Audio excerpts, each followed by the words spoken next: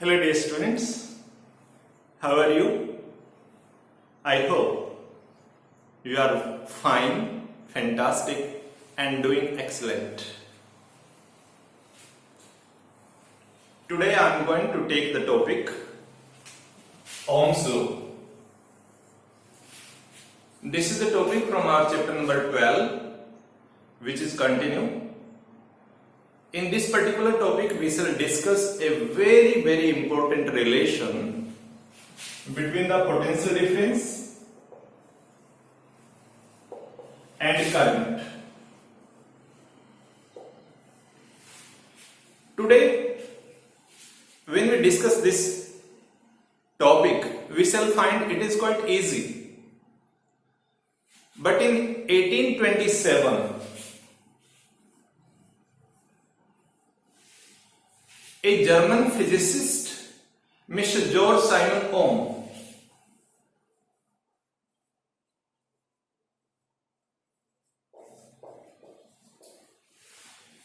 he discovered the relation that potential difference and current are simply directly proportional to each other. Before discussing this relation, I would like to take a very simple example from our daily life. आप सभी कोई न कोई vehicle चलाते हैं, scooty, bike, आप में से कुछ बच्चे कार भी चलाने लग गए होंगे। आपने एक बड़ा सिंपल सा रिलेशन नोटिस किया कभी? As you increase the race, common word race है, हालांकि इसके लिए प्रॉपर वर्ड होता है accelerator. As we press the accelerator more and more, we find the speed of vehicle also increases in the same ratio. Accelerator पर आपका पैर का दबाव बढ़ता जाएगा, या आप हाथ से रेस देते हैं बाइक या स्कूटी में, जैसे जैसे आप रेस को इंक्रीज करते हैं, एक्सीलेटर को इंक्रीज करते हैं, the speed of vehicle also increases. और यही रिलेशन तो क्या है? Directly proportional. इनवर्सली प्रोपोर्शनल इसका अपोजिट होता है। इनवर्सली में एक चीज को अगर आप इंक्रीज करते हैं तो दूसरी चीज डिक्रीज होती है। फॉर एग्जाम्पल, जैसे जैसे महंगाई बढ़ती है, लोगों की परचेजिंग कैपेसिटी डाउन होती चली जाती है। They are inversely proportional. I hope simple बात है, समझ में आ गई होगी। Yes, you are intelligent. अब 1827 में जब मिस्टर जॉर्ज साइमन ओम ने, पूरा नाम मैंने 2 बार बता दिया है, इसे ध्यान करेंगे आप लोग।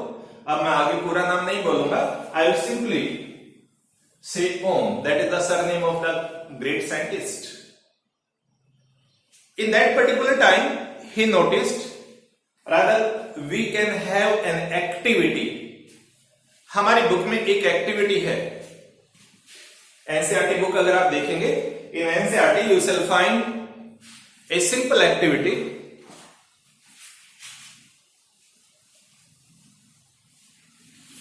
and that activity lies at title 12.1. This is the activity. इस एक्टिविटी को बेटा ध्यान से देखेंगे तो एक टेबल मिलेगी आपको और एक फिगर मिलेगी। फिगर क्या मिलेगी? फिगर में इस तरह से, let it is the first cell of a battery, positive and negative, then this is the second cell, third cell, fourth cell, like this. Then we can have a resistor. ये जो इस तरह की figure दिखाई गई है, it is a resistor. Resistor means which resists the flow of current. Resistance is the property, resistor is the item. ठीक है? अब यहां पर हम एक वोल्टमीटर सेट करेंगे, which will tell us how much voltage is applied at the end of the conductor. We shall use an ammeter and a key like this. आपकी बात डायग्राम ध्यान से देखिए। ये लाइन आमतौर पर ऊपर मिलती थी, आज ऊपर नहीं मिलेगी, ये अभी बीच में। ठीक है? यहां पर क्या दिखाया गया है हमारे पास कि these are the 4 cells of the battery, और अगर इन चारों सेल को आप 1 by 1 कनेक्ट करें, पहले हम फर्स्ट सेल को कनेक्ट करेंगे ऐसे, it is shown in your book. अगर एक सेल आप कनेक्ट करेंगे तो how much potential difference? Recall करिए, मैंने लास्ट वीडियो में बताया था एक सिंपल सेल है तो उसका पोटेंशियल डिफरेंस कितना होता है? 1.5 वोल्ट। तो हमारे पास एक टेबल है बुक में, that table contains a serial number, it contains the number of cells, it contains the potential difference, it contains the current, and here in the last column में हमारे पास एक रेशो दिया गया है पोटेंशियल डिफरेंस, जिसको V से represent करते हैं, डिवाइडेड बाय R। अब सीरियल नंबर 1 में हम 1 लिखेंगे। सेल हमने बेटा एक कनेक्ट किया है, आप बच्चे बहुत अच्छे से जानते हैं इस बात को। एक सेल का मतलब 1.5 वोल्ट, ठीक है। अब यहां सेल लिखेंगे, पोटेंशियल डिफरेंस यहां लिखेंगे 1.5, यहां मैं वोल्ट लिख देता हूं, और करंट को लिए हम एम्पियर यहां लिख देते हैं ampere.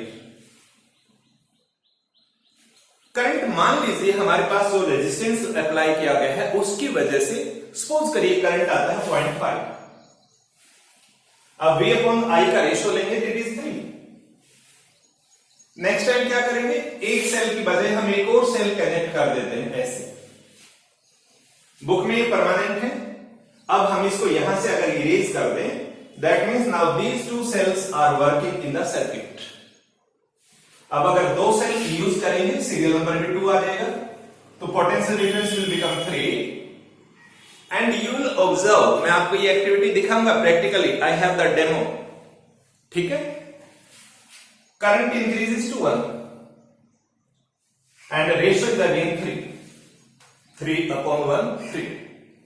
Now we increase the cell 3 and potential difference becomes 4.5 and current becomes 1.5. Ratio is again 3. Now we add the 4 cell, it becomes 6 and it becomes 2 and ratio is again 3. This is the table. Finish कर दीजिए इसे। Second cell इस तरह join हुआ, 3 cell join करने का हम यहां से ले लेंगे, इसको इरेज कर देंगे। 4th सेल चाहिए तो यहां से ले लेंगे, इसको इरेज कर देंगे। लेकिन एग्जाम में या बुक में आपने सभी को ऐसे डॉटेड मार्क करके दिखाना है, इरेज नहीं करना वहां, ठीक है, ताकि टीचर को पता लगे कि पहले एक सेल ज्वाइन किया गया था, फिर दूसरा सेल कनेक्ट किया गया, फिर तीसरे वाला, फिर चौथे वाला, तो बैटरी का इनपुट बढ़ता चला जाएगा। अब अगर इस टेबल को लेकर के हम एक ग्राफ ड्रॉ करें, आप अपने बुक में देखेंगे सेम पेज के ऊपर फिगर है 12.3, एक फिगर है आपके पास 12.3। उस फिगर को अगर स्टडी करेंगे, the figure is like this, it is X axis, it is Y axis and it is the origin. अब यहां पर हमारे पास बुक में पोटेंशियल डिफरेंस दिखाया गया है और इधर करंट लिखा गया है। It can be opposite also because both are directly proportional, तो डायरेक्टली प्रोपोर्शनल में किसी को नीचे किसी को ऊपर लिख सकते हैं, कोई ऑब्जेक्शन नहीं है। हालांकि बुक में मैक्सिमम यहां पर करंट नीचे मिलेगा, ठीक है। करंट की यूनिट हमारे पास एम्पियर होती है, इसलिए यहां ए लिख देंगे। पोटेंशियल डिफरेंस की यूनिट वोल्ट होती है, इसलिए हम ये लिख देंगे। फर्स्ट रीडिंग हमारे पास शुरू होगी यहां 0 से, ओरिजिन से। इट इज 1.5 पोटेंशियल डिफरेंस, तो मैं डायरेक्ट यहां 1.5 लिख रहा हूं। Then I am writing 3, then I am writing 1.4.5 and then 6 equal gap। इधर हम करंट की वैल्यूज लिखेंगे, say it is 0.5, it is 1, it is 1.5 and it is next one 2। Now आपको ग्राफ ड्रॉ करना आता है ना सभी बच्चों को। इधर से आप इस एक्सिस को रेज करेंगे, इधर से आप इधर आएंगे and both will cross each other, this is a common point. 1 से आएंगे आप, next reading you will take it like this, इधर से आएंगे आप लोग और यहां ज्वाइन कर देंगे। इसी तरह 4.5 के लिए आप आएंगे और ये यहां ज्वाइन हो जाएगा। इसी तरह नेक्स्ट के लिए आप आएंगे और ये यहां ज्वाइन हो जाएगा। Let it is 2। Now all the points if you join them, सभी पॉइंट को अगर हम ज्वाइन करते हैं तो it comes to be a straight line. थोड़ा सा हाथ से दाएं बाएं हो जाता है। We can do it like this. If this is the point, it is a straight line. अब स्ट्रेट लाइन होने का मतलब ये हुआ कि these two quantities potential difference is directly proportional to current और current is directly proportional to potential difference. Directly proportional का meaning ये होता है, आप यहां देख ले रहे हैं V by I that always comes 3 3 3 3. इसका मतलब ये हुआ कि V upon I that is equal to constant and this constant value is called resistance.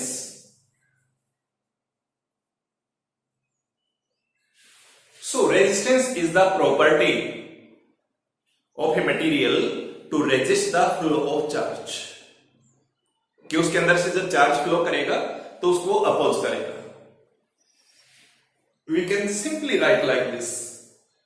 अगर इसकी और थोड़ी सी डिटेल अपने को चाहिए तो हम इस तरह से भी लिख सकते हैं कि from this figure we can see current is directly proportional to potential difference or potential difference is proportional to current. Potential difference का सिंबल V बनेगा, करंट का सिंबल I बनेगा और V is equal to RI where R is a constant called resistance, जो मैंने अभी लिखा भी था. नॉर्मली हम इसको RI ना लिखने के बजाय इस तरह लिखते हैं V is equal to IR and it is a relation between potential difference, current and resistance. And this form is known as mathematical form for Ohm's law. V is equal to IR is the mathematical formula for Ohm's law. Ohm's law के लिए formula है, ठीक है. अब इसी law में से हम चाहे तो R की वैल्यू निकाल सकते हैं. R की वैल्यू कैसे निकालेंगे बेटा?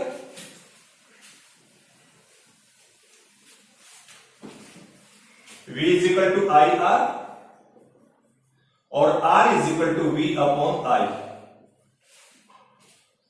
मैंने बोला R is resistance and SI unit of resistance is ohm which is represented by a Greek letter omega. Ohm को हम इस तरह से शो करेंगे. This is the symbol. मुछड़ की मुछे होती है ना जिस तरह से, लाइक दिस, ठीक है. तो ये ओम लिखना है. अब कोई बच्चा कहता है सर 1 ओम की वैल्यू कितनी होती है? 1 ओम का मतलब क्या है? तो यहां आप लिखेंगे 1 ohm is equal to 1 volt divided by 1 ampere. यानी resistance of a conductor is said to be 1 ohm if 1 ampere current flows when the applied potential difference is 1 volt. And simply it is the law. अब इस law की proper definition क्या होती है? इस law की बिल्कुल सटीक डेफिनेशन एनसीईआरटी में भी दी गई है, डिफरेंट बुक्स में भी दी गई है, ठीक है. उसमें ये कहा गया है कि potential difference applied at the ends of a conductor is directly proportional to the current flowing through the conductor. या potential difference is directly proportional to the current.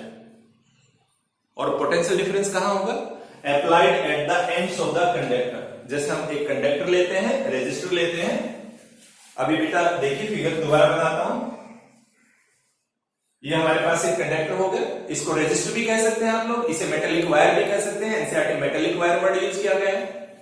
अब यहां पर अगर आप पोटेंशियल डिफरेंस यानी वोल्ट मीटर लगाएंगे, यहां आपका एमीटर लगेगा.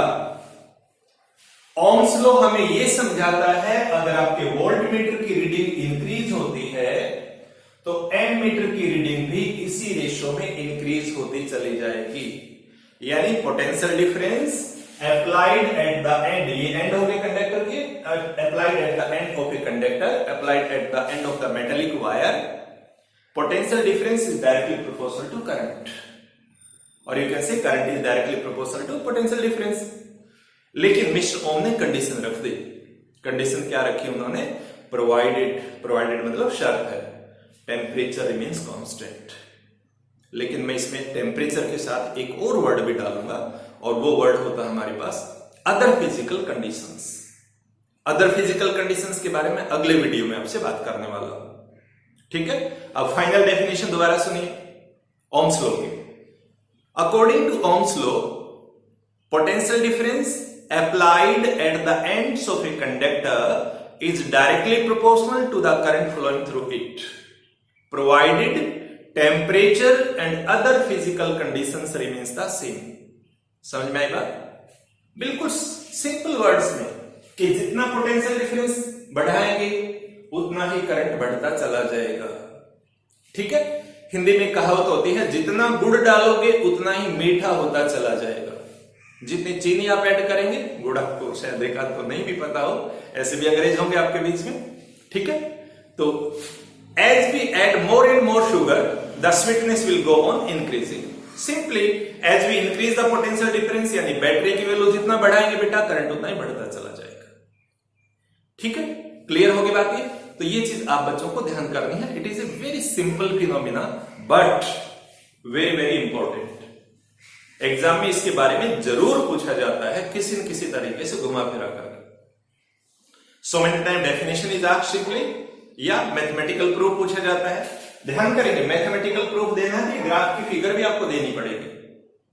और अगर एक्सपेरिमेंटल प्रूफ पूछा गया है तो फिर आपको ये टेबल देनी है और पूरा detail. Let a conductor which is connected to the potential difference, if you go on increasing the potential difference, the various reading comes like this। तो पूरा डिटेल आपको मेंशन करना है। इट विल डिपेंड कि आपके एग्जाम में कितने marks का क्वेश्चन पूछा गया है। So this is all about Ohm's law. Let's have a practical look over it. Let's have a practical look regarding Ohm's law. First of all we would like to observe the electric circuit. This electric circuit contains the various component. This is battery eliminator.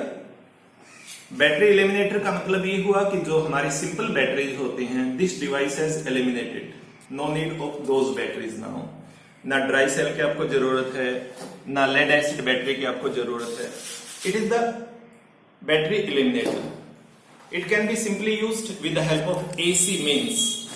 पीछे lead है, AC के साथ मैंने connect किया है, but it will convert into DC. और इसका जो वोल्टेज है that can be regulated from here. This is on off switch.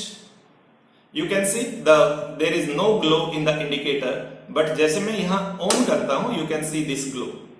I think आपको दिख रहा होगा। जैसे हम यहां ग्लो ऑन हो जाएगा, that means current is flowing through the circuit. This is our voltmeter which is connected with the resistance wire. This is our ammeter. This is our key, and simply we can understand the function of the key. Look on the reading. यहां पर देखिए दोनों devices की reading आपको दिख रही होगी। जैसे मैं यहां से की को रिमूव करता हूं, the reading becomes 0. That means there is no flow of current over here. Again I insert the key. The current is again flowing through the circuit. So key can be simply used to make the circuit open or close. Be careful again. It is closed circuit. It is open circuit now. अब हम जैसे इसे close करते हैं, we can have a look on the potential difference. It is approximately 2, and this current is also having a very small value. ठीक है? Due to the small resistance, the value can be the greater resistance value can be changed. But if I increase the value of the potential difference, ध्यान करिए मैं battery में potential difference बढ़ा रहा हूं, volt meter की reading increase होगी तो साथ में एमीटर की रीडिंग भी इंक्रीज हो जाएगी। Focus on it. लुक, जैसे हम करते हैं दोनों रीडिंग हमारी इंक्रीज हो जाती है, like this. Potential difference increases, current also increases. यहां देखिए पोटेंशियल डिफरेंस मैक्सिमम हो गया है क्योंकि ये जो वोल्टमीटर है इसकी थोड़ी सी कैपेसिटी कम है। This one maximum, now it is 2, it is maximum. You can say current is also increasing in the same ratio. So it shows when we increase the potential difference, the current also increases in the same ratio. That means potential difference and current are directly proportional to each other. ये आपके पास resistance हो गया है जिसके through current flow कर रहा है, और यही हमने इलेक्ट्रिक सर्किट और आपको एक्टिविटी में समझा है. So this is all about Ohm's law. I think आपको ये चीज क्लियर हो गई होगी. पिछले वीडियो में आपसे कुछ क्वेश्चंस पूछे गए थे कि आइडियल वोल्टमीटर का रेजिस्टेंस कितना होता है. कई बच्चों ने थोड़ा सा गड़बड़ कर दिया. बेटा एमीटर हमेशा सीरीज में कनेक्ट किया जाता है तो उसका रेजिस्टेंस मिनिमम होना चाहिए. ठीक है, रेजिस्टेंस क्या होना चाहिए? मिनिमम. मिनिमम हो सकता है 0. तो आइडियल एमीटर का रेजिस्टेंस 0 होना चाहिए. आइडियल वोल्टमीटर का रेजिस्टेंस इंफिनिटी होना चाहिए. और वोल्टमीटर और एमीटर आप सभी जानते हैं बहुत अच्छे से. They are connected. Ammeter is connected in series and voltmeter is connected in parallel. आज के लिए सिंपल सा क्वेश्चन है, बहुत ही सिंपल. बताना है कि ओम लॉ को फॉलो करने वाले डिवाइसेस को क्या कहा जाता है और जो फॉलो नहीं करते उनको क्या कहा जाता है. Let us discuss about the results in the next video. Thank you very much. अगर वीडियो आपको पसंद आया तो प्लीज लाइक करें, अपने दोस्तों को सब्सक्रिप्शन के लिए बोलिए. Thank you very much. Stay safe, stay healthy.